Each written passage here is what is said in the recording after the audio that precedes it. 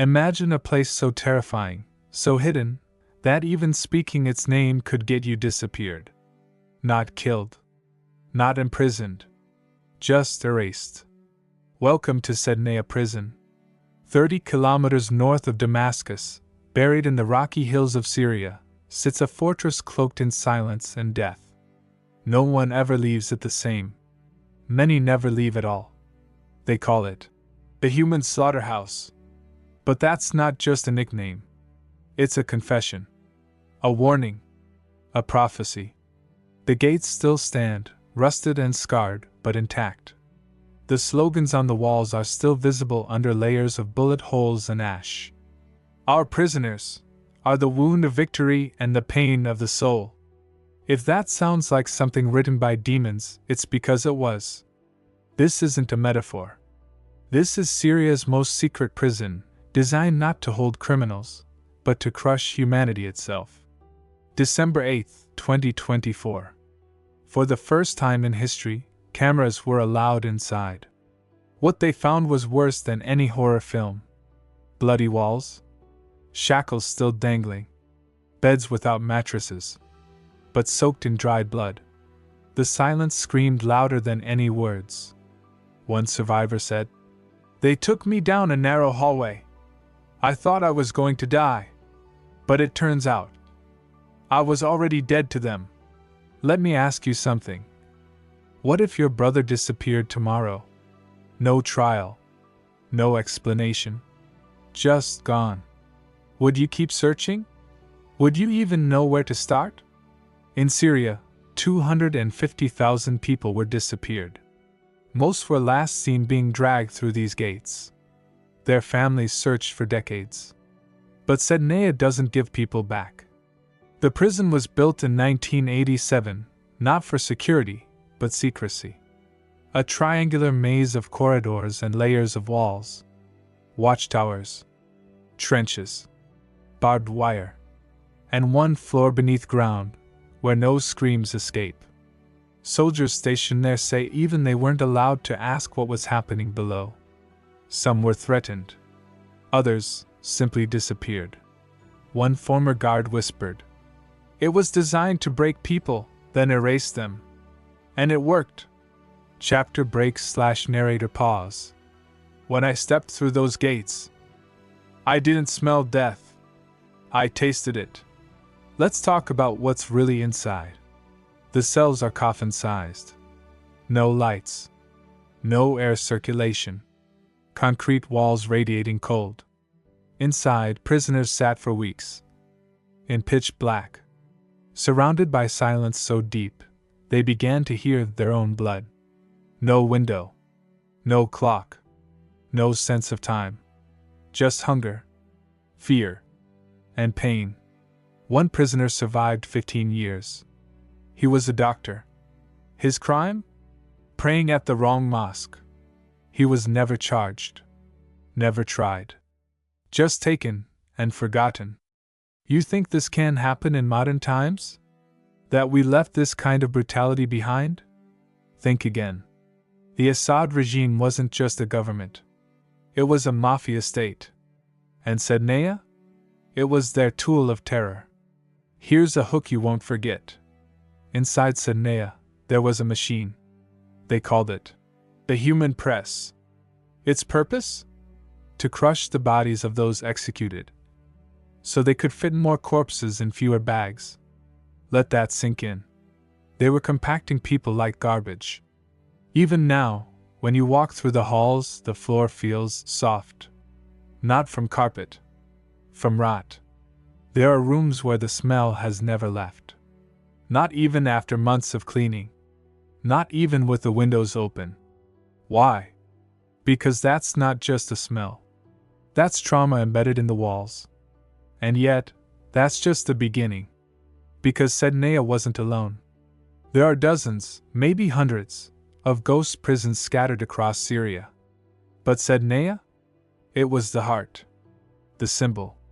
The secret everyone knew, but no one dared speak. In 2024, the walls were breached. Guards fled. The regime crumbled. And for the first time, Survivors walked back in. Some came to search. Others came to bury. But all came to witness. They found messages scratched into the walls. My name is Khalid. If you find this, tell my mother I didn't give up. I forgive you. Even if you killed me, Allah is with me. Even here. Narrator pause. Music swells. Let me ask you again.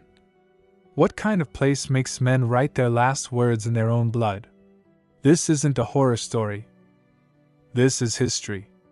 This is now. And we're just getting started. They say Sednaya was built like a fortress. But it was actually built like a trap. From above, the prison forms a perfect triangle. 3 sides of hell. Each corner more terrifying than the last. It's not just architecture. It's a method. A message. You can scream all you want. In here, no one hears you. And even if they do, they're screaming too. The first wing was called the Gate of Silence. A long corridor lined with isolation cells.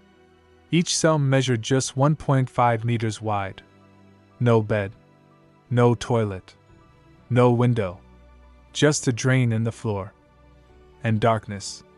Total darkness. Survivors described it as a place where time dies. Some were kept in that wing for months.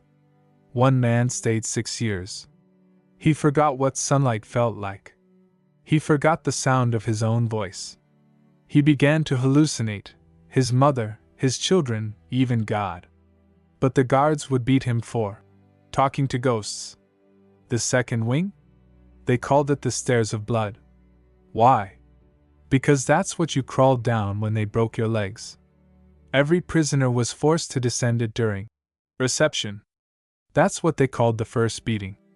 It lasted anywhere from 6 minutes to 6 hours. You come in as a human. One former inmate whispered. You leave as something else. Let me paint the picture. You're blindfolded. Your hands are tied behind your back. You're thrown on the floor, face down. Then the boots come. Then the sticks. Then the cables. They beat you until you piss yourself. Then they beat you for pissing yourself.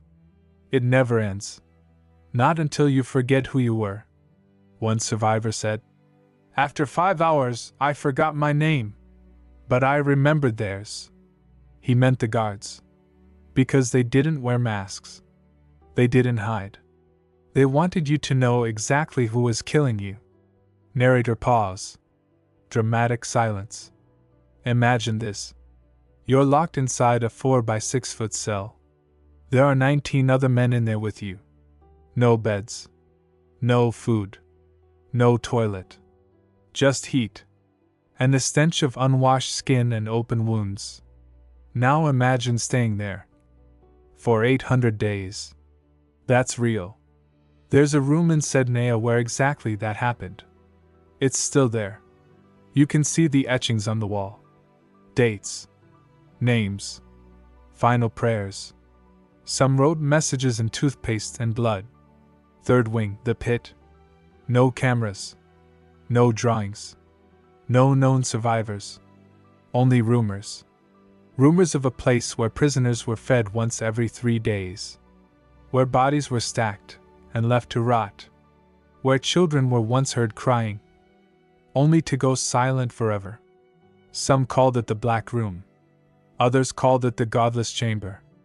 But most didn't call it anything. Because if you were taken there, you never came back. In 2024, journalists finally stepped inside. The door was fused shut with rust and blood. When it was pried open, a wave of stench spilled out, thick and ancient. What they found was silence. Still air. Stains that would never wash off. And bones. Actual human bones. Still lying in the corners. Still waiting for justice. So what was the purpose? Why build a prison like this? Because Sednaya was never about justice. It was about erasing resistance. A machine to destroy the spirit and recycle the fear. Every wall, a threat. Every hallway, a memory. Every scream, a warning to the next. It's not just torture. It's design. It's science. They broke us piece by piece, with precision. And then they laughed. There was even a ranking system for torture. Level 1 beatings, starvation. Level 2 electric shocks, dislocation. Level 3 waterboarding, nail extraction. Level 4 the hook, where prisoners were hung from the ceiling by their arms, for days. Level 5 execution. Yes. Execution was just another level. But even death wasn't final here. Because they didn't just kill you. They made sure your family never found you. They burned the bodies. Crushed the bones. Dumped the ashes. And when that got expensive, they built a human press. Let me say that again. They built a machine to press human corpses into blocks. To save money. To save space. What kind of regime does that? One that doesn't fear God. One that became God inside its walls. Narrator pause. Music builds slowly. Here's the part no one talks about. Some of the guards didn't survive either. They went mad. Some killed themselves. Some disappeared, possibly into the very cells they once guarded. One man, known only as the officer, was found years later, mumbling prayers in the dark. Eyes open. Body starved. Mind gone.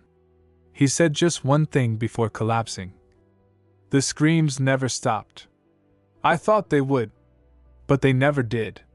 You still think this is just a prison? This was a tomb factory. Where souls were crushed and turned to smoke. Where people went in, and monsters came out. Not because they wanted to. Because they were made that way. They vanished without a sound. No trial. No lawyer. No goodbye. Just silence. 250,000 people. Gone. That's not a number. That's a population. A city. A nation of ghosts. Their families searched. They waited. They prayed. But what do you do when there's no one to call? No door to knock on? No body to bury? They became the lost generation. My brother went to the bakery in 2012. A woman told reporters. He never came back. They said he had a bad look on his face. That was it. That was all it took. She kept his room untouched for 13 years. Every morning, she boiled his tea. And every night, she poured it down the drain. Let me explain how vanishing works in Syria. You don't get arrested. You don't get a sentence. You get erased. 1 minute you're buying groceries. Next minute, black bag over your head. You wake up in Sednaya. If you're lucky. If you're not, you don't wake up at all. Here's a hook that will stick with you. In 2015, a satellite passed over a patch of land outside Damascus. It picked up thermal readings, heat, from underground. Investigators sent drones. They found mass graves. Fresh ones. Hundreds. Some of them still steaming. The government said nothing. Just like they said nothing about the 13-year-old boy who was found. Mutilated beyond recognition. After drawing graffiti that said, "Your turn, doctor." That boy's name was Hamza al-Hatib. He became the first of many. But not the last. In 2024, with the regime in collapse, survivors returned to Sednaya. Not to protest. Not to demand justice. To search. They brought shovels. Photos. Old shoes. They walked through ruined cell blocks, whispering names like prayers. Khalil. Are you here? Wasim. My son, please. Amira, it's Mama, baby girl. Some found scraps of clothing. Others found nothing. One woman knelt before a sealed door and screamed until she passed out. She had dreamed her son was behind that wall. For 18 years. Narrator pause. Music fades. In the archives left behind by fleeing guards, one notebook stood out. It was handwritten. In red ink. On the front it read, "The ones who won't be missed." Inside were 10,000 names. Some crossed out. Some marked with a single word. Disposed. You might ask. Why? Why so many? Why so quietly? Because silence is louder than screams. The Assad regime didn't just kill its enemies. It removed them. From streets, from maps, from memory. It didn't want resistance. It wanted obedient forgetting. A journalist asked a former officer, "Where did the bodies go?" He paused, then whispered, "They went back into the earth. Just like the truth." Let's talk about the field reports. Between 2011 and 2023, human rights groups documented over 100,000 people forcibly disappeared, 65,000 executed in Sednaya alone, 30,000 children under the age of 16 missing, 20,000 women, some pregnant, 1,200 confirmed mass grave sites. Confirmed. Not estimated. One site was discovered beneath a soccer stadium. Another was under a shopping mall. In Duma, a family found their daughter's teeth buried in a plastic bag. Just the teeth. That's all that was left. Do you want to hear something worse? Some weren't even dead. They were sold. That's right. Sold. To militias. To foreign prisons. To warlords who needed bodies for labor or experiments. A black market spreadsheet from 2019 revealed $1,200 for a healthy male aged 18 to 30, $800 for a woman, $500 for a child. What kind of system prices human lives like cattle? One that knows there are no consequences. Narrator pause. Music softens. The vanishing wasn't a side effect. It was the point. Sednaya was not a prison. It was a machine of disappearance. A factory for making ghosts. But ghosts don't stay quiet forever. They knock. They scream. They haunt. And one day, they demand to be heard. We often hear about the prison, the walls, the gates, the bodies. But what we rarely hear is the voice. The voice of someone who survived it. The voice of someone who remembers, every second. What does it feel like to die, over and over again, without stopping your heart? Let them tell you. My name is Nur. I was 17. They took me because someone said I was posting on Facebook. That was all it took. My mother never knew where I went. When they dragged me in, the floor was sticky. I thought it was water. It was blood. They stripped me. Hung me by my wrists. The rope cut into my skin until I passed out. They threw water on me to wake me up, just so they could keep going. I stopped screaming after the second day. Not because it didn't hurt, but because I learned they liked the sound. Narrator pause. Silence. Another voice.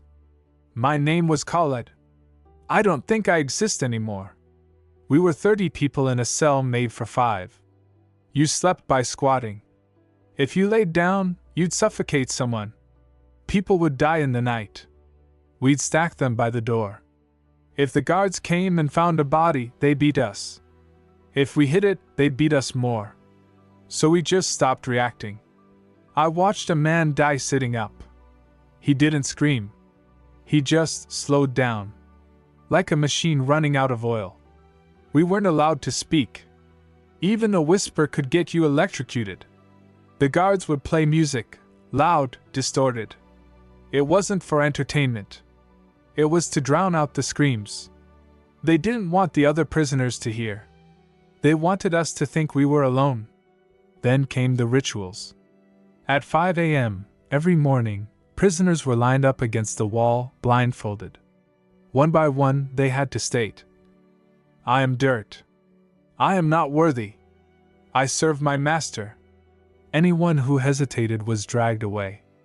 They never came back. My name is Gada. I was a schoolteacher. They arrested me for writing poetry about freedom. They beat me with phone cables. The kind with metal tips. They told me my daughter was in the next room, and they'd make her listen. I didn't break until they brought in her shoes. Blood on the soles. They weren't hers. But they knew that didn't matter. Because I broke anyway. Some were forced to confess to crimes they never committed. One man confessed to working for 5 different governments. In 3 different years. He had never left Damascus. They kept beating me until I signed it. I didn't even know what it said. There was a rumor among the prisoners of a cell called the fridge. No light, no heat, and temperatures just above freezing. They would lock inmates inside for weeks, sometimes naked. No food, no blankets, just cold. You stop shaking after a while, one man said, because your body starts dying. Quietly. Narrator pause. Deep breath. Not all torture was physical. They would make prisoners watch executions, or dig graves for others, or sit for hours and listen to a looped recording of screams. One man tried to rip off his own ears. Another chewed off 2 fingers. Just to feel something else. I remember my cellmate whispering to me. Another survivor recalled. He said, when I die, please tell my mother I was brave. But I couldn't. Because I didn't know his name. Many survivors have never fully returned to the outside world. They walk among us. But they flinch at loud sounds. They check over their shoulder. They sleep with lights on. If they sleep at all. Their families don't know what to say. Friends avoid asking questions. Governments sign deals with the men who did this. Sometimes I wonder, one woman asked, was I meant to survive? Or did I just get forgotten again? One doctor who treated survivors later wrote, their bodies healed, but their silence remained. And in that silence, I heard Sednaya still breathing. You want one last voice? A teenage boy, just 14 when he was arrested for playing a protest song on his phone, said, they kept asking if I was scared. I told them yes, I was scared. But not of them. I was scared I'd forget my name, my face, my life. They smiled and said, good. That means it's working. Narrator pause. Whisper tone. That's the horror of Sednaya. Not the blood. Not the bones. Not even the screams. It's the fact that those who lived sometimes wish they hadn't. We thought the worst was over. We thought the beatings, the starvation, the screams in the dark were the end of the horror. But we were wrong. Because the end was a machine. And it had a name whispered only in fear. The human press. It was a rumor at first. A ghost story among the cells. Some said it was in the lower levels. Others swore it was in a hidden annex, behind a false wall. No one had seen it. But everyone had heard about it. That's where they take the bodies, one prisoner said. Where they break them one more time, but not for pain. For disposal. And then in late 2024, they found it. Journalists, investigators, survivors, armed with nothing but flashlights and stomachs made of iron. They broke through a sealed chamber beneath the administrative wing. The air was thick, rotten oily. And then they saw it. A metal cube. Streaked in brown. Stained in rust. Bolted to the floor. It looked like an old industrial compactor. But bigger. And worse. There were chains attached. Hooks. A drain. The walls nearby were lined with old uniforms. Burned scraps of human hair. This was no machine for metal. This was a corpse processor. Narrator pause. Deep breath. Here's how it worked. After executions, usually by hanging or shooting, the bodies were stored in what they called The chamber. No refrigeration. Just concrete and time. After 3 days, the bodies were cleared. Cleared meant stripped, bagged, and delivered to the press. There, they were compacted into manageable blocks. Sometimes for burial. Sometimes for incineration. And sometimes they were simply dumped into sealed concrete trenches. Why? The reporters asked one former official. His answer? It was cheaper than fuel. And it took up less space. That's what it came down to. Efficiency. Not pain. Not justice. Just logistics. Let's break it down like they did. Average bodies per day, 20 to 50. Press cycles per week, 5. Estimated processed bodies over 10 years, 65,000 plus. Cost per operation, $1.24 in electricity. Cheaper than burying them by hand. There were ledgers. Yes, they kept records. In detail. Stacks of handwritten pages marked with codes. X01 male, adult, full press. X07 child, skipped press, direct grave. Y12 female, full press, ashes requested. What kind of regime catalogs human death like inventory? A regime that doesn't fear God, or man, or history. We clean the blood with water and detergent, said one former cleaning officer. But the smell never left. It got into the walls, into our hair, into the food. I still smell it when I sleep, one investigator said. It wasn't just a press. It was a statement. A symbol. That you don't matter. That even your death will be erased, cleaned, and folded into something useful for them. Some bodies were never even pressed. They were burned in the old bakery ovens. That's not a metaphor. Sednaya had an abandoned commissary. They converted it into a crematorium. The same ovens once used to bake bread, now used to destroy the remains of dissidents. Ash fell like snow, collected in barrels, and poured wherever was convenient. Narrator whisper. You know what's worse? Some of those barrels were later reused for food distribution to soldiers. No one cleaned them. No one cared. A survivor remembered hearing strange noises at night. Like bones breaking. Wet cracks. Whirring. Then silence. He thought it was plumbing. Until he saw the machine. He vomited on sight. Then fainted. They had blueprints. Detailed engineering diagrams. Designed in the 1990s. Built locally. Maintained monthly. One section was labeled Postmortem Disposal, Phase 3. Another. Biohazard Compression Efficiency, 87%. They had tested it. They had optimized it. They had improved it over time. It wasn't just evil. It was evil made routine. At some point, a former soldier said, I stopped thinking they were people. It was just procedure. You take them in. You take them out. You wash. You forget. You shut off the part of your brain that screams. One technician left a note, scrawled in Arabic on a stained clipboard. May God forgive me. I am not human anymore. And yet, the press wasn't destroyed. It wasn't dismantled. It wasn't even rusted through. It's still there. Still intact. Still waiting. Covered in dust. But quiet. For now. Narrator pause. Final breath. Hell isn't fire and screams.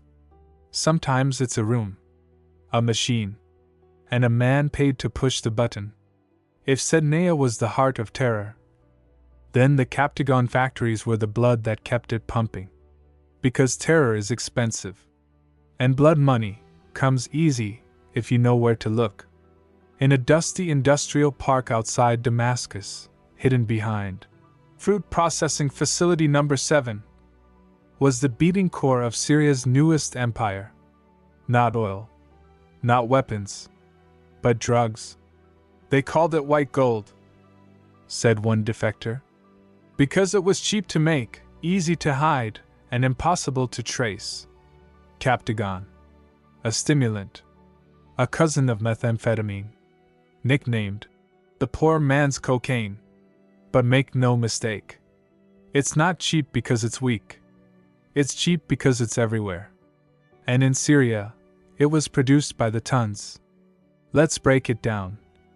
Cost to manufacture one pill, 5 cents. Street value in Saudi Arabia, $5. Revenue from one shipping container, $50 million. This wasn't petty smuggling. This was a narco-state. The regime's fingerprints were everywhere. Factory licenses? Signed by government departments. Security? Provided by military police. Logistics? Coordinated through diplomatic routes. They weren't hiding it. They were perfecting it. One warehouse near Homs was found to contain 3 million pills in crates labeled dried figs, 8 tons of raw amphetamine, 14 tons of packaging with fake, organic stamps, dozens of fruit baskets filled with compressed hash bricks. But here's the kicker. The mastermind behind it?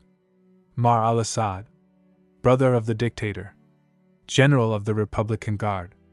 They called him the chemist because he didn't just order drugs. He designed the routes.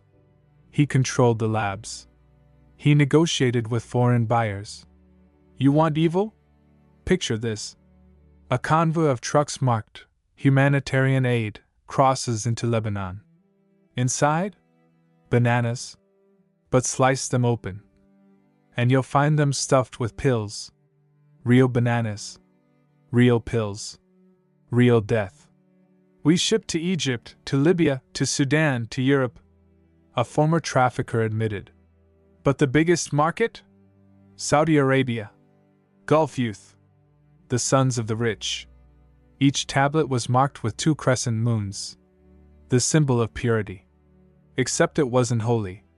It was held disguised as medicine. Narrator pause. Calm silence. Let's talk numbers. From 2019 to 2023. Over 1 billion tablets seized worldwide. $16 billion estimated revenue.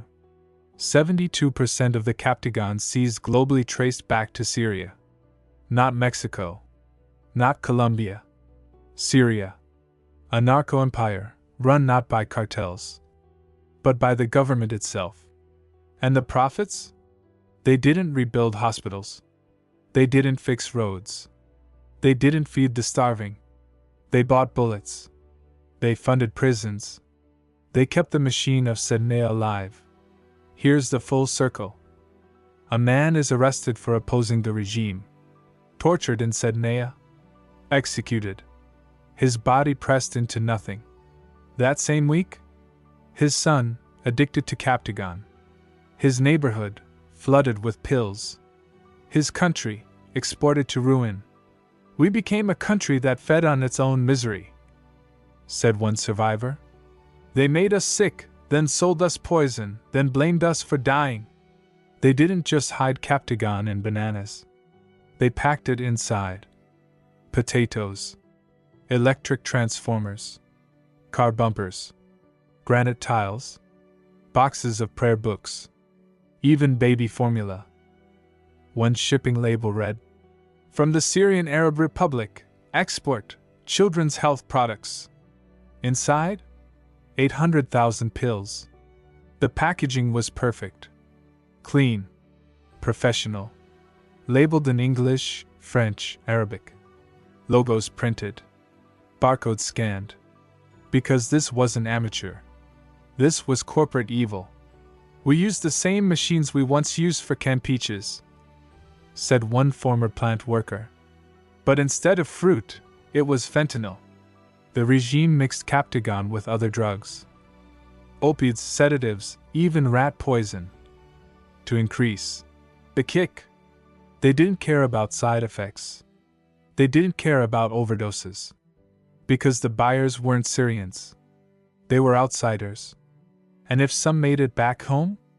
Well, that just meant less dissent. More addiction. More control. One captain at the border opened a container labeled olive oil. Inside, he found tablets poured into real olive bottles. Resealed. Shrink-wrapped. Palletized. He said, "I've been in customs for 20 years. I've never seen such precision. This isn't drug trafficking. It's pharmaceutical terrorism." Narrator whisper.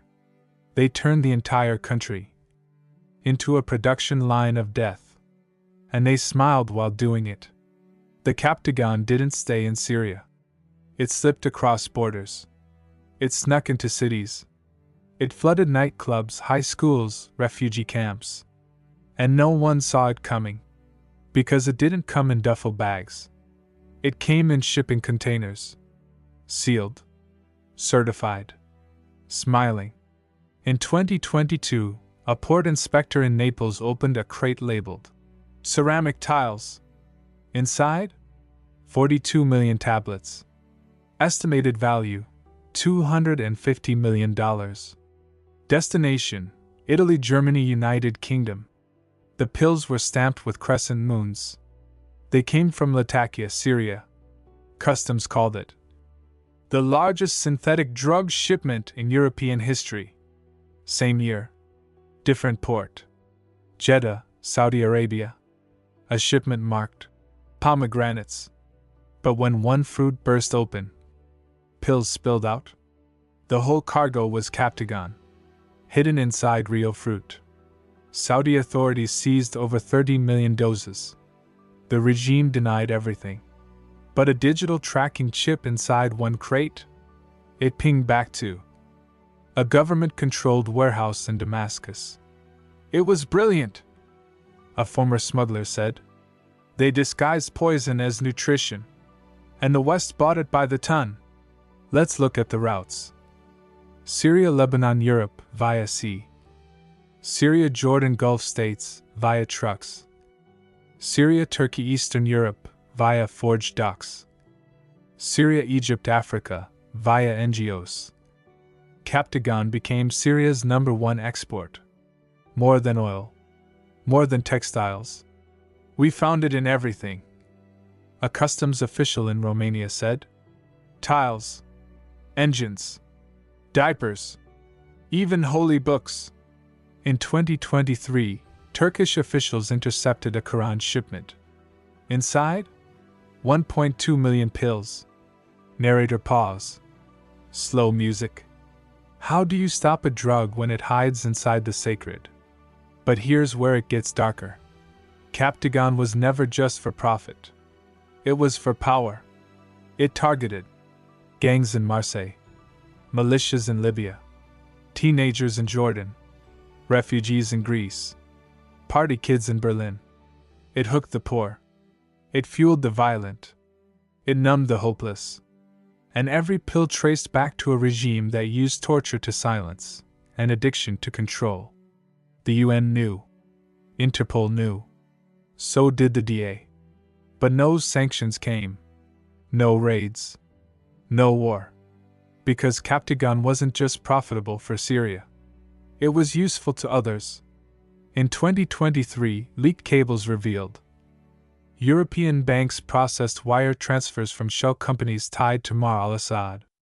Gulf elites used Captagon as party fuel. African warlords exchanged blood diamonds for shipments. Russian private armies used it in combat zones. This wasn't drug trafficking anymore. This was drug diplomacy. A new world order, greased with speed pills and washed in cash. In Iraq, a prison warden said, "We arrested a teen with 300 pills in his socks. He said they give them to us for courage." In Egypt, a student overdosed on her first try. She thought it was a vitamin. In France, a nightclub DJ said, "Everyone's on it now. But they don't know where it comes from. If they did, they'd puke it out." One carton intercepted in Greece had an invoice attached. The sender? Al-Shaba General Food Importers. A fake company, linked directly to Syrian intelligence. It listed organic dried dates, 18,400 kilograms. Fruit puree concentrate, 12,200 kilograms. Children's health product, 6,000 kilograms. Customs scanned the boxes. All clear. Until dogs alerted. Inside? Pill-packed fruit pulp. Narrator whisper. That's how deep this goes. When dogs have better instincts than politicians. Let's talk US. In 2024, for the first time, Captagon made landfall in Miami. Through a shipping front in the Dominican Republic. It was traced to a Syrian-Lebanese network operating in South Florida. DA report confirmed.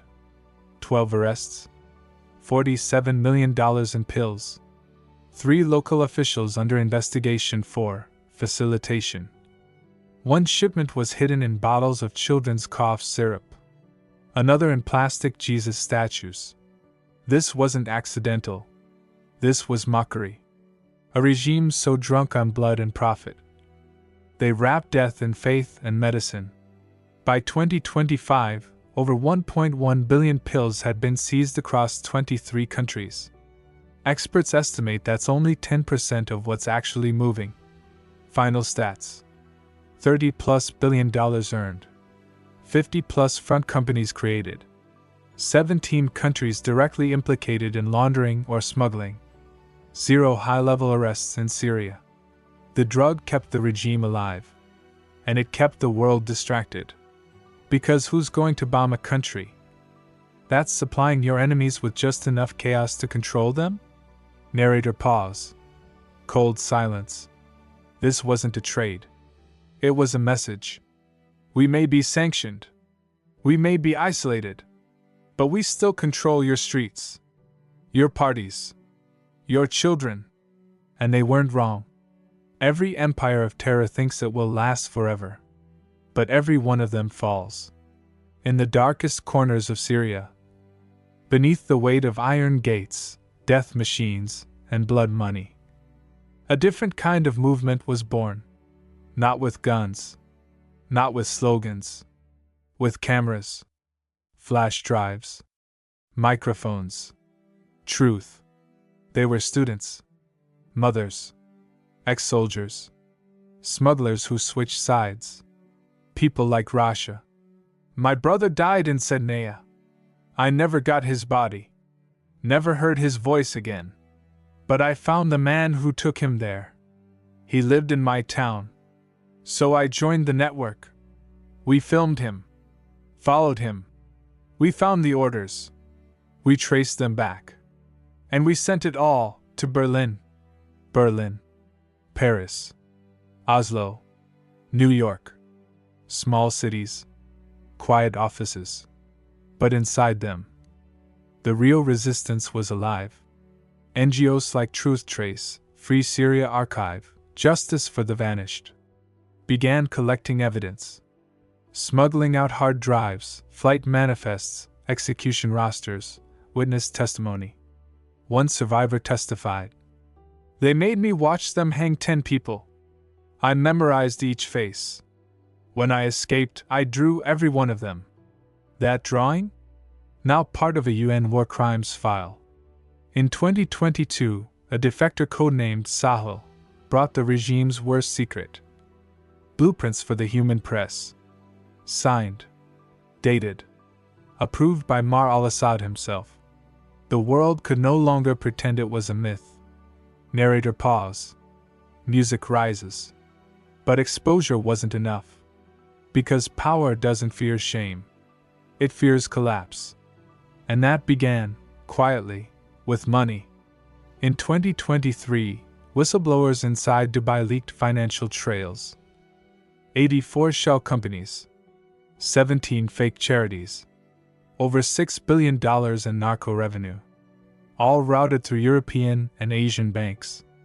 Lawyers traced it. Activists publicized it. Citizens sued. A group of Syrian mothers in Sweden filed a class action suit. They had no bodies to bury. But they had names. They want us to forget. But we tattooed our grief into the records. Then came the strikes. January 2024. A drone strike hit a warehouse near Homs. Not a rebel base. A Captagon lab. 3 weeks later, another in Latakia. Then Aleppo. Then Damascus. No one claimed responsibility. But the regime started to bleed. Factories shut. Officers disappeared. Military shipments stopped. They kill with silence, one activist said. Now we speak with thunder. But the most powerful moment came from a 12-year-old boy. His name was Well. He stood in front of what was left of Sednaya, holding his father's photo. He didn't speak. He just stared at the cameras. Then slowly, he placed the photo on the gate, walked away, and behind him, the wind blew it open. Narrator pause. Silence. That image went viral. Not the torture. Not the blood. A child, walking away from a machine that couldn't kill him. By 2025, international tribunals were underway. Exiled generals were arrested in Vienna, Milan, Beirut. The human press became Exhibit A at The Hague. Captagon shipments were burned live on camera. Tons of pills. Gone in fire. But justice is slow. And it doesn't bring back the vanished. It doesn't erase the screams. Or the bones. But it names the guilty. And it tells the world. We saw you. We remember. You are not a ghost. You are history.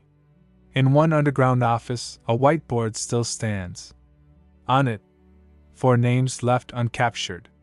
12 facilities still unknown. One word in red: continue. Because the fight isn't over. But for the first time, they're running. The gates still stand. Rust on metal.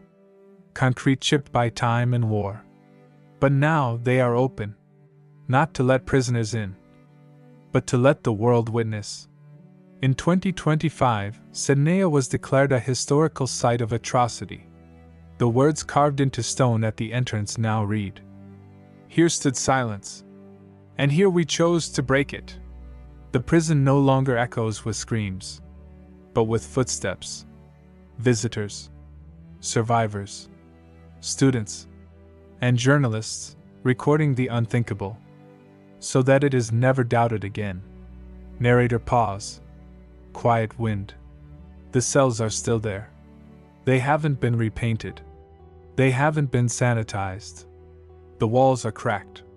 But the bloodstains remain. Not for horror. For history. Each chamber bears a plaque. This is where the 3 a.m. executions took place. This is where the fridge was kept.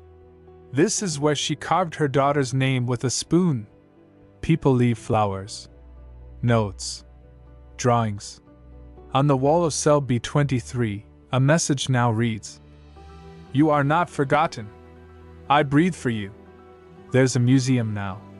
Small, modest, cold, but inside, evidence is arranged like sacred relics.